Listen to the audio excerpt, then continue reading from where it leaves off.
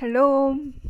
예, 주 안에서 문안 인사 드리면서 한 주간도 고통 속에서 주님의 그 사랑의 그 손길 때문에 어, 승리하신 자매님과 형제님께 정말 격려와 사랑을 나누고 싶고요. 또 이미 목자가 되어서 주의 일을 하시니라 수고하는 모든 주님의 크고 작은 목자들, 때로는 일을 하다 보면 그 일에 지쳐서 내가 주님과 나만의 시간을 갖지 못하는 그런 죄를 지을 때가 참 많은 것 같아요. 그러니까 저도 그 부분이 항상 죄송하고, 제가 첫사랑을 잃을 때마다 항상 조바심이 나거든요. 그래서 주님의 음성이 안 들리거나 말씀이 안 들릴 때마다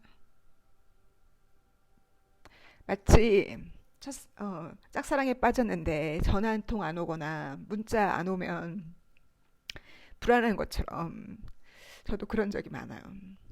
그래서 목자의 길을 가시는 분들께는 그 첫사랑을 잃어버리지 않기 위해서 더욱더 우리 노력하면서 너무 일에 빠지지 않고, 또 일은 주님이 주신 거니까 순종하되 그 순종이 사랑이 빠진 주를 향한 사랑이 빠진 순종은 종처럼 일만 하고, 종처럼 아무리 수고하고 일해도 결국 종은 종이잖아요. 그래서 주님께서 우리가 주님의 종되기보다 주님과 더욱더 가까운, 내가 너희를 내 딸과 아들이라 부르기에 부끄럽지 않다고 히브리서에 말씀하신 것처럼 우리를 더 거룩하게 주님의 친구처럼 더 나아가서 정말 더 가까운, 정말 그 신부처럼 우리를 거룩하고 완전하게 키우시기 위해서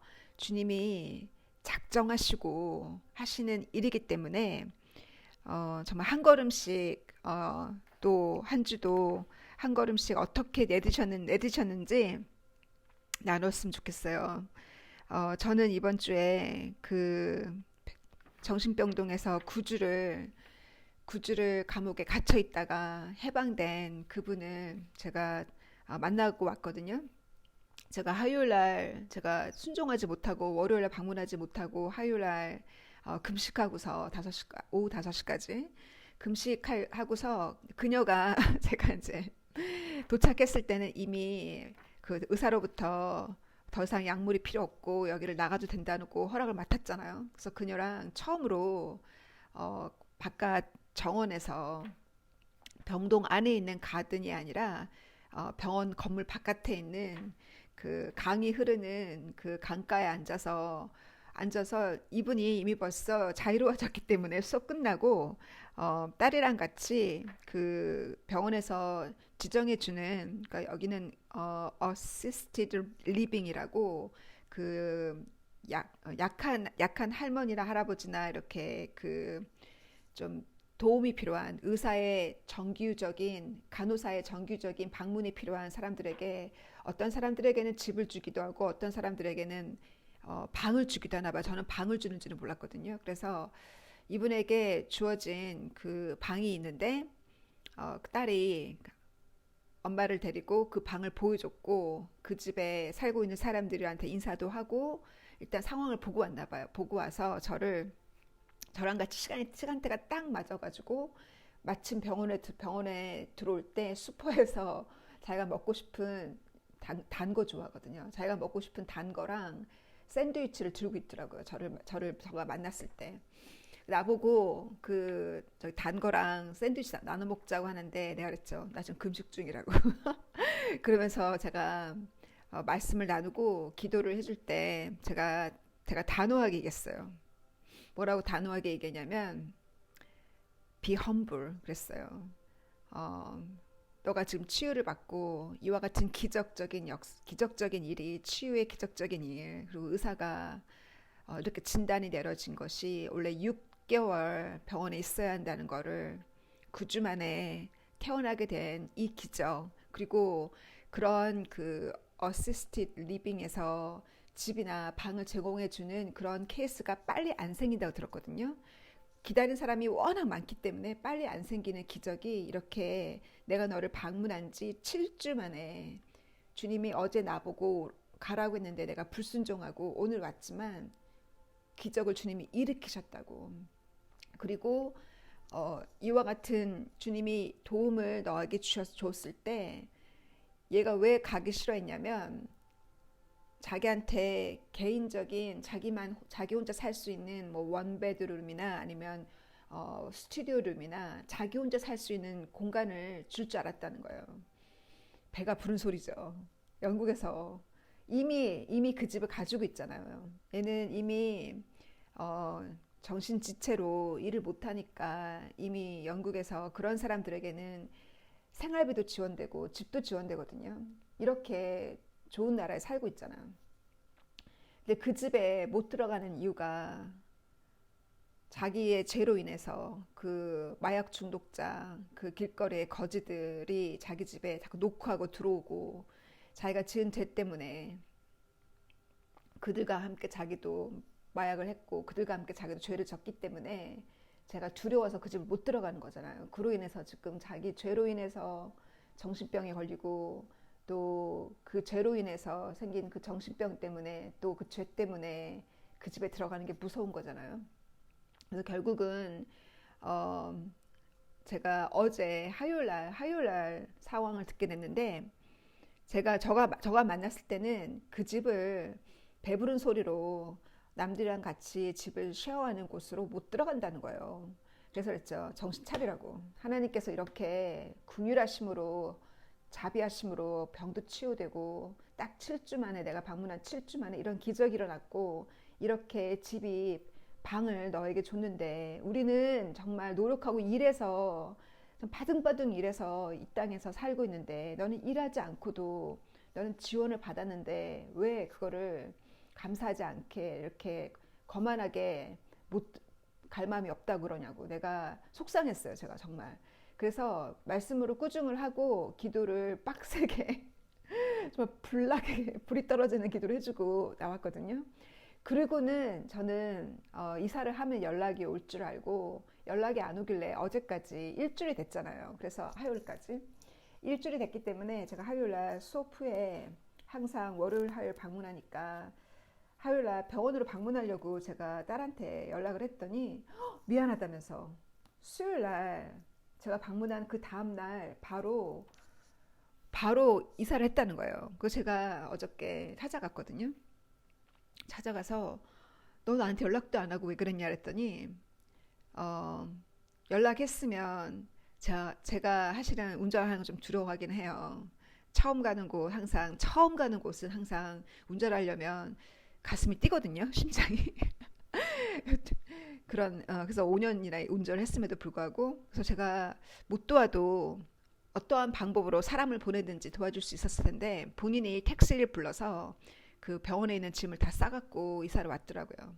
그러니까 제가 들어가서 보니까 집이 엄청 크고요. 집도 크고 그 집은 스테이트 에이전트의 매니저가 그 집을 관리하고 있어서 남자가 그 집을 관리하니까 안전하죠. 일단 안전하잖아요. 도둑이 들어올 이유가 없고 그 스테이트 에이전트 매니저가 그 집을 관리하고 그 자기랑 같이 그 집을 쉐어하는 사람은 자기 합쳐 딱 3명이에요. 3명이고 방도 엄청 넓고 방 안에 샤워실 자기만의 그 샤워룸이 있는 거예요. 그 호텔이죠 완전히. 자기 방에 샤워룸이 있는 것은 완전히 호텔 컨디션이고 영국집에 더러운 카펫인데 플로어도 우든 플로어고 너무 깨끗하고 그 제가 주님한테 기도하기를 병원을 나왔는데 점심을 사줘야 될 것 같은데 제가 어디로 데려가는 거 주님 기뻐하지 않으시니까 어떡할까요? 음식을 싸서 요리를 해서 싸갖고 가면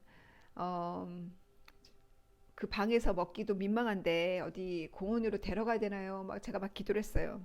근데 주님께서 딱 그러시는 거예요. 테이크어웨이 그러시는 거예요. 그래서 테이크어웨이요? 그래가지고는 제가 반만 해고 갔어요. 반만. 반만 해가지고 그래서 주님이 테이크어웨이 하라고 한다고 우리 이 근처에 테이크어웨이 할 곳이 있냐더니 없다는 거예요. 여기가 정말 굉장히 도시랑 뚝 떨어져 있는 곳이거든요. 그 타운이랑 툭 떨어져 있는 곳이고 여기 먹을 것도 없고 슈퍼도 멀고 이렇게 불만불평을 해요. 그래서 분명히 주님이 테이크어웨이가 있다고 하시는데 그래가지고 내가 밥만 싸갖고 왔다고 그랬더니 옷을 주섬주섬 입어요. 그래가지고 이제 걸어 나가는데 제가 얘가 9주 동안 병원에서 운동을 안 하고 침대 생활만 했잖아요. 그랬더니 다리가 너무 약해져가지고 할머니처럼 못 걷는 거예요. 그래서 너무 안타깝고 천천히 걸어서 나이가 56세밖에 안 됐는데도 걸어서 가장 가까운 그 인도 슈퍼가 있더라고요. 인도 사람들이 운영하는 조그만 슈퍼가 꽤 크죠. 인도 사람들이 운영하는 슈퍼가 있고 그 슈퍼 옆에 인도 테이크어웨이가 있는 거예요. 베지테리언 테이크어웨이. 그래서 얘가 이거 어떠냐 했더니 괜찮대요.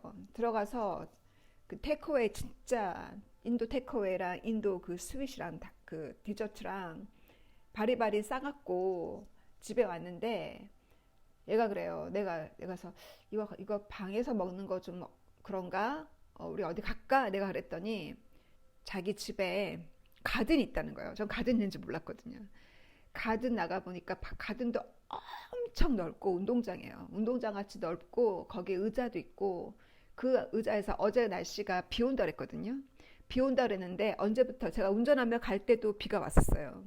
근데 도착해서 걔를 데리고 걷기 시작하면서부터 쨍쨍 해가 나는 거예요. 그래서 가든에 앉아서 테이크어웨이를 먹으면서 마지막 말씀 전하고 기도해 줄 때까지 쨍쨍해서 제가 선크림을 안 바르고 온 것을 도리어 후회했어요. 여기가 따끔따끔할 정도 해가 쨍쨍했거든요. 날씨가 확 바뀐 거예요. 그러고서 집에 돌아오는데 제 마음이 너무 기쁘고 말씀도 너무 잘 들어가고 사람이 정신이 돌아오니까 대화가 되잖아요. 대화가 되고 제가 다음 주 제가 여름 기간에는 목요일 날 저희 성경 공부를 모여서 하거든요. 여름 기간에는. 그래서 우리가 모여서 이번 주도 오늘도 너의 딸 집에서 모여서 하는데 이번 주는 너무 시간이 급하니까 다음 주에 우리가 모일 때 너 올래? 그랬더니 오겠다는 거예요. 그래서 여기까지 정말 많은 어려움을 겪었지만 그 고통 속에서 주님이 그 정말 저한테는 럭셔리 룸이에요. 호텔 같은 일하지 않아도 되고 말씀만 봐도 되고 앞으로는 말씀만 공부하면 되는 정부에서 국가에서 다 지원해주는 그 샤워룸 있는 어마어마한 정원이 어마어마하게 큰 그곳에서 열심히 주의 말씀만 보면 되잖아요. 지금부터는. 그래서 제가 천국책을 주고 왔어요. 이 책 순종하는 마음으로 읽으라고. 너가 천국을 알면 할수록 너의 믿음이 성장하는 거라고. 생각해보라고. 너가 천국 가면 믿음이 필요할 것 같으냐고. 아니래요. 믿음이 필요 없을 것 같대요. 맞다고. 천국에는 이미 천국이란 실상에 살고 있는데 믿음이 필요하겠냐고. 믿음은 이 땅에서 필요한 거라고. 보이지 않는 천국을 믿기 위해서, 보이지 않는 하나님의 세계를 믿기 위해서, 보이지 않는 주님의 약속을 믿기 위해서, 그 구원을 믿기 위해서 너의 믿음이 성장하는 것이 바로 이 땅이라고. 이 믿음이 성장하는 가장 빠른 길은 천국을 아는 만큼 너의 믿음이 성장하는 거라고. 그랬더니 순종하는 마음으로 이 책 읽어라. 다음 주 올 때까지 제가 이렇게 숙제를 주고 왔어요. 그래서 이 믿음은 믿음과 소망과 사랑 중에 사랑이 가장 크다고 했잖아요. 사도 바울이. 이 믿음도 소망도 이 땅에서 필요한 거지. 천국에 가면 이미 소망 안에 살고 있고 이미 믿음 안에 살고 있잖아요. 믿음이 실상이 된 것이 천국이잖아요. 그렇다면 우리가 지금 믿음을 키워야 되고 지금 그 소망을 붙들고 가는 거잖아요. 그죠? 그래서 저에게 이번 주에 주님 지금 푸틴이 이렇게 핵을 쏘면 월요일날 뉴스에 나오기를 핵을 쏘면 런던이 1번이라고 런던 먼저 쏘겠다고 이렇게 하는데도 제가 주일날 예배를 가보고 예배에서 예배 중에도 그렇고 성도 그 크리스찬들을 만나도 어느 누구도 전쟁 얘기를 안 해요. 어느 누구도 경고를 받지 않았어요. 푸틴이 그렇게 얘기를 해도. 그리고 G7 모임이 이미 진행되어서 이렇게 주님이 말씀을 하심에도 불구하고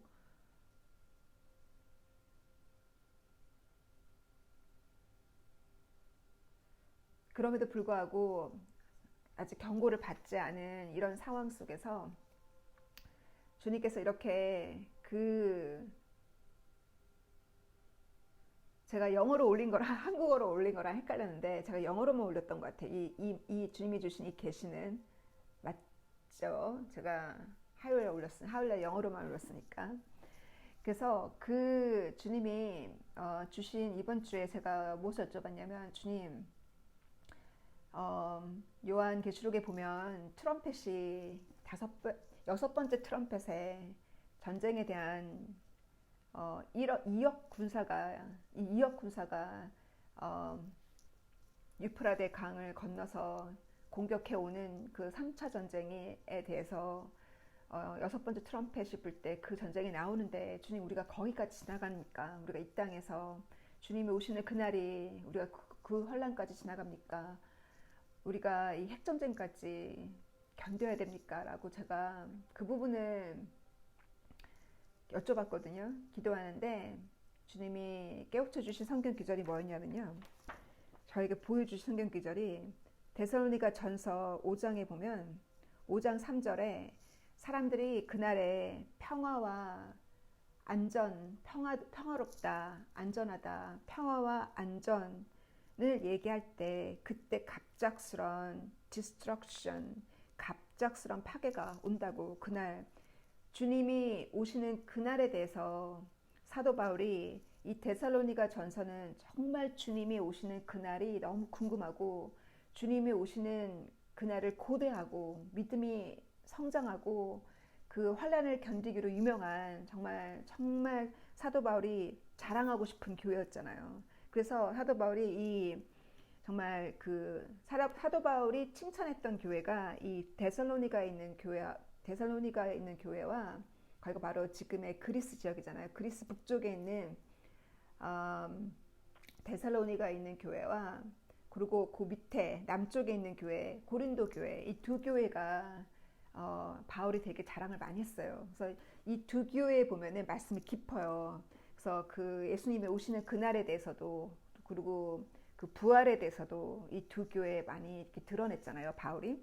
그래서 바울이 뭐랬냐면 그날 주님이 오시는 그날은 사람들이 평화롭다 안전하다 할 때 갑작스런 디스트럭션 갑작스런 파괴가 온다는 그 기절처럼 우리가 이미 주님께서 이 팬데믹을 통해서 지구촌에 살고 있는 모든 사람에게 이미 한 번의 기회를 다 주셨어요. 회개할 수 있는 기회, 하나님을 찾을 수 있는 기회를 다 주셨어요. 그럼에도 불구하고 아직 경고를 받지 못하고 다시 세상이 편안해지고 세상이 다시 안전해지는 것 같이 법이 풀리고 학교도 가도 되고 이제는 레스토랑에 앉아서 밥을 먹어도 되고 이렇게 모든 것이 이렇게 안전하다 평화롭다 할 때 그때 갑작스러운 디스트럭션이 온다고 한 것처럼 또 예수님께서 마태복음 24장 22절 이하를 보면은 내가 그날의 환란을 내가 줄이지 않으면 살아남을 자가 없다 했어요. 어떤 환란이길래 주님께서 내가 그날을 줄이지 않으면 살아남을 자가 없다 하시겠어요. 이 환란이 과연 대환란이겠어요? 이 환란이 대환란이라면 저는 그런 생각을 주님이 저한테 이렇게 깨닫게 해주셨는데 지옥에서 회개 안 할 사람이 없다고. 근데 이미 늦었잖아요. 하나님의 자비와 은혜가 너무 크기 때문에 무한하게 주님이 다 줬기 때문에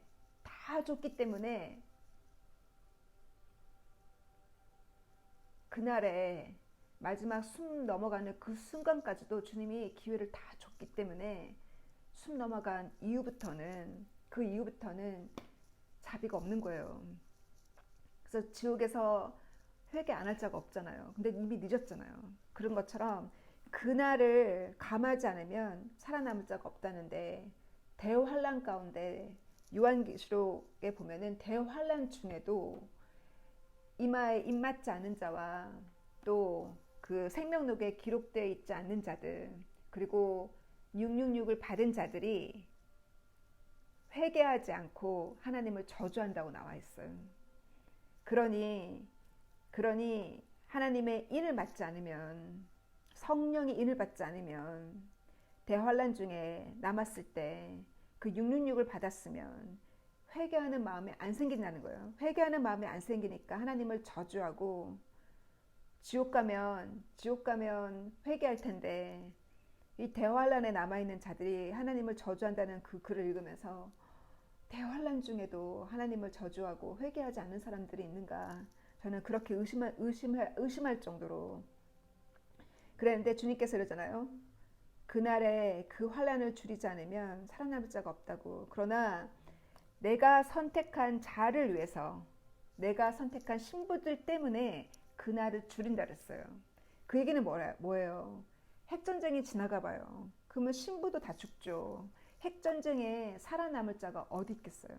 그래서 주님께서 깨닫게 해주시기를, 2016년에 저에게 보여준 두 번째 꿈에 천사가 와서 하는 말이 영어로 This is time. This is the time. It's time. 이랬어요. 때가 왔다고. 그 순간 저는 그게 무슨 말인지 알고 벌떡 일어나서 창문을 열었더니 수억의 군사가, 수만의 군사가 표정 하나도 없이 전쟁터로 나가고 있는 걸 보고 너무 슬프고, 그 순간에 천사가 저를 데리고 천국으로 갔거든요. 근데 제가 도착한 천국은 3차 천국이 아니라 낮은 천국이었어요. 그러한 꿈을 받았던 그 모든 꿈들이 서서히 풀리기 시작했을 때가, 제가 회개하고 기도했을 때부터 주님이 점점 더 자세하게 꿈을 풀어주시고 저를 이해시켜 주셨거든요. 그러하듯이 그 전쟁과 함께, 또 제가 2020년 이 팬데믹 시작하면서 2020년 4월 달에 주님의 주신 그 정확한 음성, I'm coming before it happened 그러셨거든요. 내가 이런 일이 생기기 전에 내가 온다고. 그때 저에게 무엇을 보여주셨냐면 하버예요. 이 어떤 무슨 항구 같은 곳에 배가 많고 도시인데 하늘에서 미사일이 막 비가 오듯이 쏟아지는 거예요. 그게 3차 전쟁이었거든요. 3차 전쟁의 도발이었어요. 시작점. 그때 주님께서 이 일이 시작되기 전에 내가 온다고. 그래서 주님께서 뭘 하셨어요? 주님이 내가 도적같이 온다 그랬잖아요. 그 도적이 바로 주님께서 핵이라고. 사람들이 지금 푸틴이 핵을 쏜다고, 런던에 핵을 쏜다고 해도 안 믿고, 지금 G7 미팅이 월요일부터 지금까지 진행 중인데 그들이 하는 얘기를 보면은 푸틴을 조롱하고 있어요. 모킹하고 있거든요. 그들은 뭐라 하냐면 마치 카드 게임 할 때 블러핑 한다잖아요. 블러핑이 뭐냐면 이렇게 표정과 눈으로 사람들을 속이는 거거든요. 그게 카드 게임이잖아요. 그 블러핑을 잘하면 이길 수 있는 것처럼 그 블러핑 하는 거라고 이겨요. 정치적인 거라고. 제가 핵을 사용할 리가 없다고. 그런데 주님은 그 푸틴이 데살로니가 후서 2장에 나온 그 lawless 불법자일 수도 있다는 거예요. 불법자 아니겠어요? 왜냐하면 불법자가 드러난다 했죠. 그날에 불법을 행하는 자가 드러난다 했잖아요. 그 불법을 행하는 자가 이번 주에 미사일을 어디다 썼어요? 군인들한테 쏜 것이 아니라 쇼핑센터에 썼잖아요. 그건 불법이죠. 그 전쟁법에 일반 시민들을 죽이면 안 되는 거잖아요. 쇼핑센터에 그 미사일을 쏜 것처럼 이렇게 푸틴은 더 밀어붙이고 어제 뉴스에 핀란드와 스웨덴이 어, 나토에 조인하는 것을 나토에서 받아줬잖아요. 그래서 지금 푸틴이 더 지금 너희들이 그렇게 핀란드와 스웨덴이 이렇게 나토에 조인하게 한다면 너가 나를 더 부추기는 거라고. 너가 나를 더 부추기는 거라고 했고 지금 포 교황 프란시스가 지금 하직한다 그랬잖아요. 원래 교황은 죽을 때까지 그 자리를 지키는 게 교황의 사명이에요. 근데 만약에 포가 지금 교황까지도 프란시스까지도 그 자리를 하임하게 되면 지금 교황 3명이 여전히 살아있게 되는 거거든요. 이런 일이 없었어요. 카톨릭 생긴 이후로.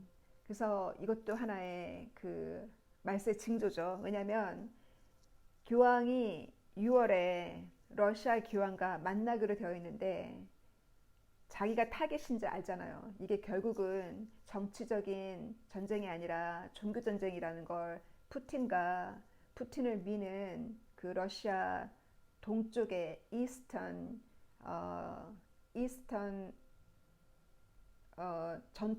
이스턴 정통 그들의 그 갑자기 이름을 잃어버렸네요. 그들의 종교로 그들이 옳다고 하는 정통 이스턴 로만 엠파이어라는 그들이 이 로마에 있는 웨스턴 카톨릭을 무시하고 카톨릭과 싸우는 거죠. 오토독스라고. 그들이 정통이라고 하니까 결국은 이게 크루세이드로 가는 거잖아요. 그래서 그 하직한다는 말 때문에 지금 미팅이 사라졌어요. 원래 6월 중순에 있기로 했던 미팅이 사라졌고 푸틴은 뭐라 그러냐면 제가 이 전쟁이 2월 달에 이 푸틴이 우크라이나 주변에 군사를 배치했을 때 저에게 주신 말씀은 나토가 개입하면 이거는 3차 전쟁으로 간다고 주님께서 그걸 딱 보여주셨거든요. 그래서 지금 나토가 지금 개입하고 있는 스웨덴을 받아들이고 핀란드를 받아들이고 나토가 지금 점점 더 개입하고 무기를 더 실어주고 무기를 계속 제공하고 우크라이나로 이렇게 계속 가다 보면 이거는 3차 전쟁으로 가는 거예요. 3차 전쟁은 성경에 예언돼 있고 그리고 핵전쟁이 아니고서야 그날의 환란을 내가 줄이지 않고서 살아남을 자가 없다고 하셨잖아요. 내가 내 신부들을 위해서 그날에 나를 줄인다 하셨잖아요. 그래서 저에게 주신 깨달음은 주님은 신부를 랩처를 통해서 휘거를 통해서 주님은 신부를 위해서 오세요. 핵이 터지기 직전에 핵을 이렇게 잡으시고 그 요한계시록에 나와 있는 그것이 하나 저에게는 묵시로 다가왔는데 30분 동안 하늘이 조용했잖아요. 하나님께서 이렇게 지구를 딱 잡고 모든 것을 시간과 공간을 초월해서 사신 하나님께서 그 시간을 잡고 그 30분 동안 신부를 들어 올리시는 거 아니겠어요? 그와 같이 그것이 바로 주님의 사랑이고 주님께서 신부를 위해서 그날의 나를 줄이고 우리를 향해서 주님은 신랑처럼 오셔요. 그래서 우리가 더욱더 정금같이 완전해지고 정금같이 정말 더욱더 거룩해지기 위해서 우리에게 주신 그 고통이 아니면 정말 눈물 흘리고 회개할 자가 어디 있으며 그 고통이 아니면 주를 찾을 자가 골방에서 주를 찾을 자가 어디 있겠어요. 돈이 있고 모든 게 고통이 사라지고 모든 문제가 해결되면 나가 놀기 바쁘지 자기 하고 싶은 취미생활 하기 바쁘지 이 땅에서 모든 것이 편하면 이 땅에서 큰 집 세우고 이 땅에서 큰 차 좋은 차 사고 이 땅에서 놀기 바쁘지 누가 그 희망을 천국에 두고 살겠어요. 주님께서는 이번 주에 저에게 깨닫게 해주신 것은 마태복음 9장이거든요. 사도계인들이 왜 너희 제자들은 금식을 안 하냐고, 예수님께서 신랑이 왔는데 신부가 왜 금식하냐고 하면서 비유로 뭐라고 말씀하셨냐면, 새 옷이라도 새 옷을 잘라서 헌 옷에 붙여봤자, 구멍난 곳에 그걸 붙여봤자 그것이 새 옷이 되겠냐고. 새 포도주를 새 부대에 담아야지, 새 포도주를 헌 부대에 담으면 터진다는 거예요. 이거 참 이해하기 어렵잖아요. 이 얘기처럼 이 말씀과 저를 이해시켜준, 제가 달리기 할 때였어요. 달리기를 하면서 주님, 이걸 어떻게 제가 이해하며 저에게 깨닫게 해달라고, 제가 이거를 어떻게 가르쳐야 되고 저부터 깨닫게 해달라고 기도하는데, 주님께서 마태복음 11장이랑 연결시켜서 가르쳐 주셨거든요. 마태복음 11장에 예수님께서 뭐라 하시냐면, 모든 선지자의 예언과 모든 율법은 세례 요한까지라 하셨어요. 세례 요한까지라고. 그래서 이 구약의 모든 율법은 예수님이 이루셨잖아요. 그걸로 끝난 거예요. 끝났어요. 우리는 새 법을 받았어요. 그 새 법이 뭐냐면 마음의 법이에요. 그래서 더 이상 할례를 하지 않고 육신의 할례가 아니라 마음의 할례를 해야 되는 거예요. 우리가 귀와 듣는 할례, 실천하는 할례, 마음의 할례를 해야 되는 거예요. 이렇게 법이 바뀌었다는 거예요. 세례 요한 때부터. 그러면서 주님이 뭐라고 말씀하셨냐면, 세례 요한 때부터, 그때 이후로 세례 요한 이후로 천국은 침노하는 자의 것이라 했어요. 천국은 침노하는 자의 것이라고 하시면서 뭘 하셨냐면, 가장 작은 자가 천국에서는 세례 요한보다 크다 그랬어요. 그 얘기가 뭐냐면, 세례 요한이 뭔가를 실수했어요. 천국 가면 저는 알게 되겠지만, 저에게 깨닫게 해주신 거는, 세례 요한이 감옥에 있을 때 예수님에 대한 의심이 생겼어요. 의심하고, 당신이 그 오신다는 오실 자입니까? 당신이 우리가 다른 일을 기다려야 됩니까? 그러니까 예수님께 자기 제자를 보내서 그걸 질문하러 보냈잖아요. 예수님께서 그 제자들에게 예수님이 어떤 기적을 일으키셨는지를 말씀하시면서 뭐라고 얘기했냐면, 가서 세례 요한한테 얘기하라고. 나로 인해서 넘어지지 않는 자가 복이 있다고. 그 얘기는 세례 요한이 예수님을 의심함으로 넘어졌다는 거예요. 가서 가르치라고, 가서 얘기하라고. 그래서 가장 작은 자가 천국에서는 세례 요한보다 크다 그랬어요. 저의 깨달음은 세례 요한이 큰 실수를 했다고 저는 깨달아지거든요.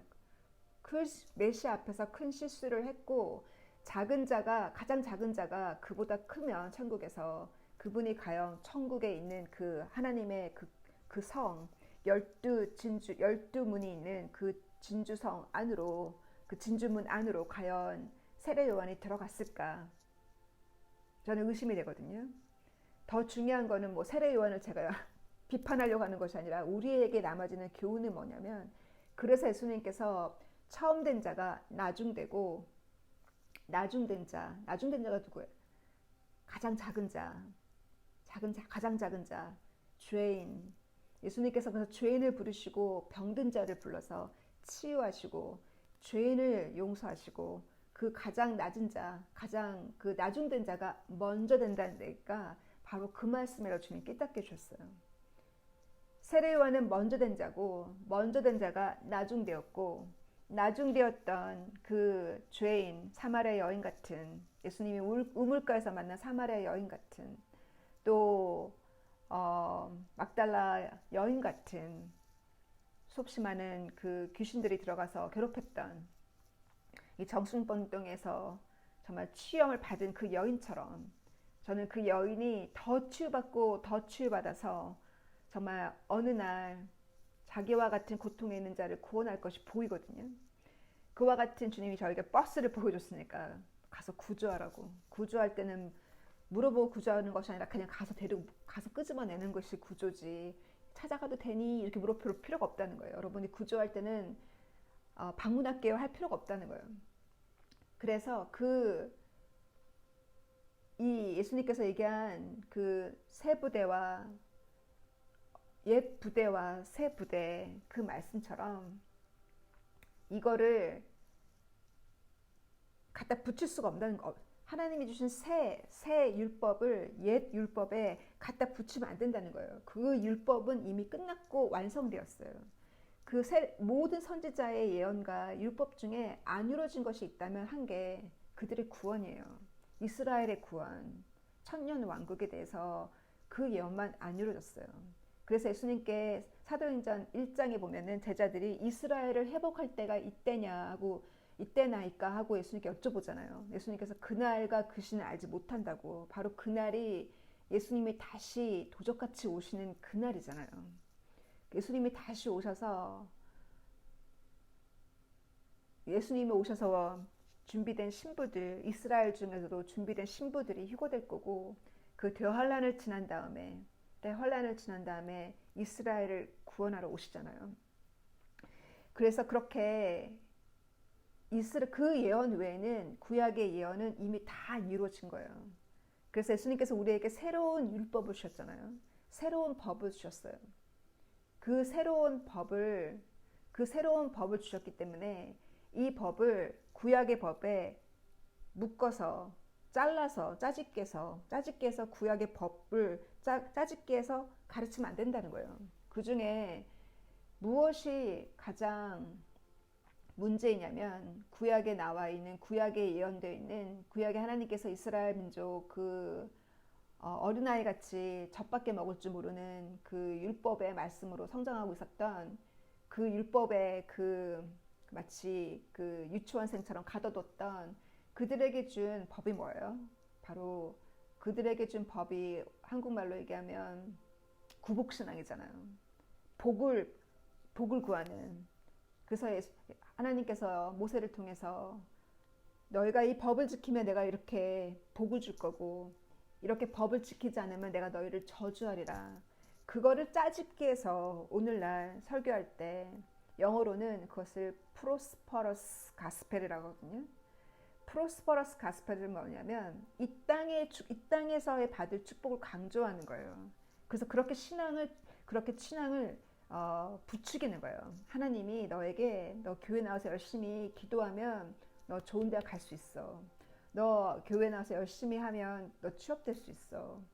그것이 목적은 아니라는 거예요. 그것은 구약의 방식이라는 거예요. 그거는 신앙이 어릴 때 주님이 그렇게 하세요.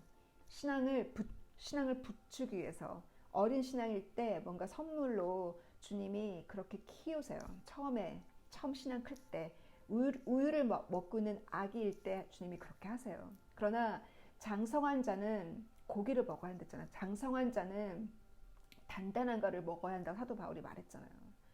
그래서 장성한 자에게는 예수님이 뭐라고 우리에게 주신 새로운 율법은 뭐냐면 그 법은 끝났어요. 이미 구약의 법은.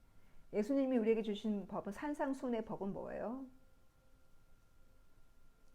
산상수훈에 준 법은 산상수훈과 예수님 가스펠로 우리에게 주신 말씀 뭐였냐면 소유와 이 땅에서 우리가 가지고 있는 그 소유물과 돈에 대해서 말씀하기를 쌓아두지 말라고. 쌓아두면 곰팡이 생긴다는 거예요. 너가 죽는 날이 오늘 밤이나 내가 너의 영혼을 부르는 날이 오늘 밤이나 이번 주면 어떡할래? 그 돈을 쌓아두지 말라는 거예요. 그 돈을 베풀면서 살라는 거예요. 베풀면서 살고 또 예수님이 뭐라 하셨어요? 먹고 무엇을 먹을까 무엇을 마실까 걱정하지 말라 했잖아요. 새도 하나님이 관리하시고 들의 백합도 관리하시는데 내가 너의 머리카락까지 샘바되었다고 걱정하지 말라 하셨잖아요. 그게 예수님이 우리에게 가르쳐 주신 물질에 대한 이 땅의 축복에 대한 예수님이 정확하게 가르쳐 주신 설교의 말씀이에요.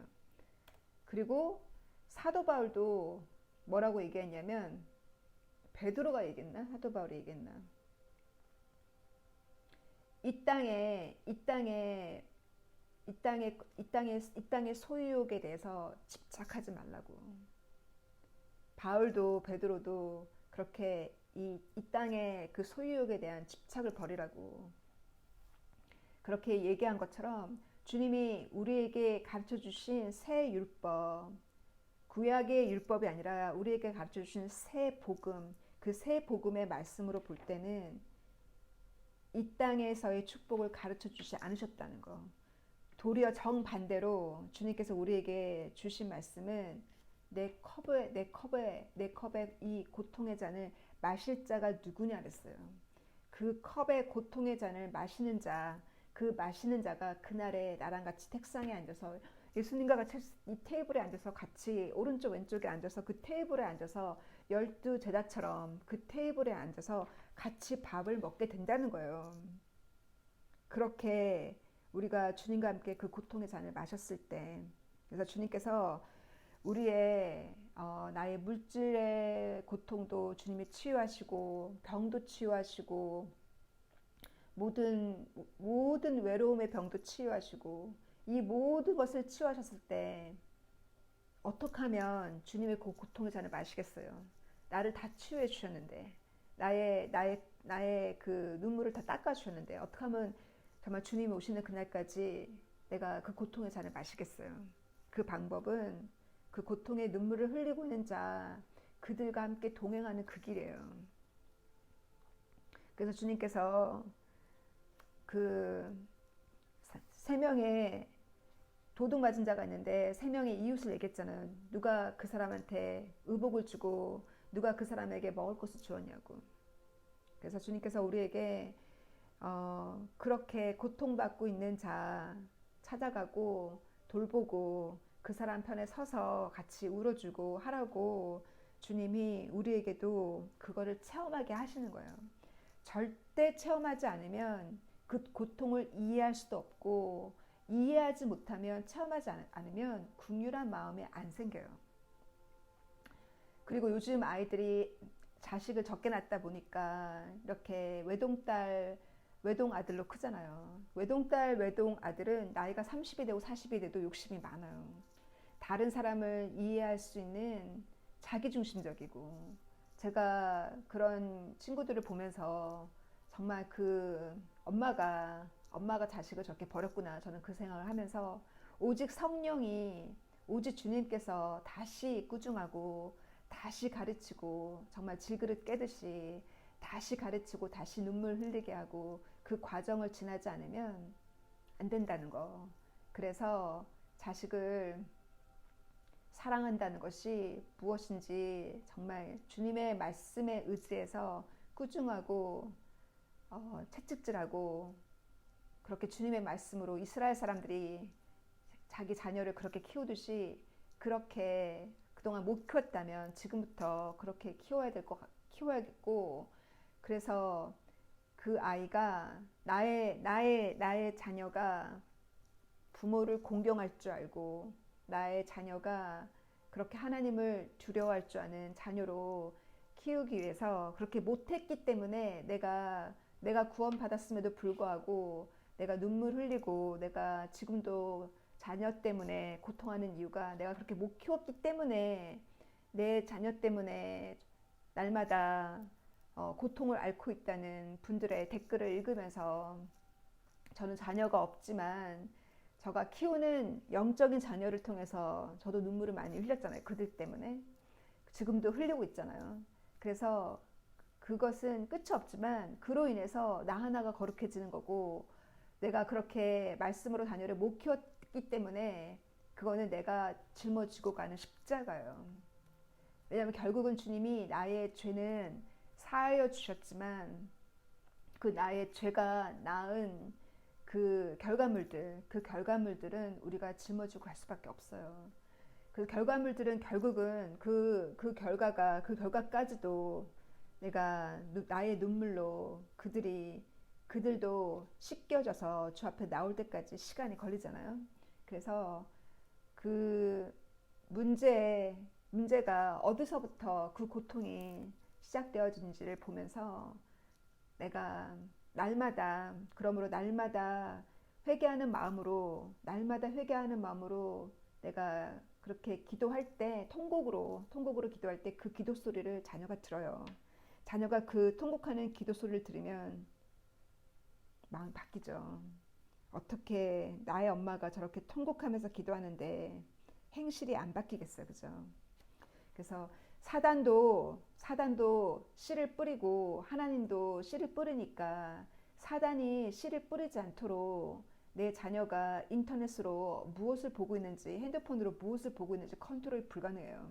그래서 사단이 씨를 뿌리지 않도록 빨리빨리 자녀가 어릴 때 하나님이 말씀의 씨를 뿌릴 수 있도록 정말 그렇게 우리 자녀의 그 양육부터 자녀의 양육부터 정말 늘 신경 쓰고 또 주를 위해서 내 자녀까지도 버리고 주를 위해서 내 부모까지도 버리고 주를 위해서 내 사랑하는 민족까지도 버리고 내가 주를 위해서 모든 것을 버리고 나오는 자는 주님께서 그런 사람이 참 제자라고 하셨잖아요.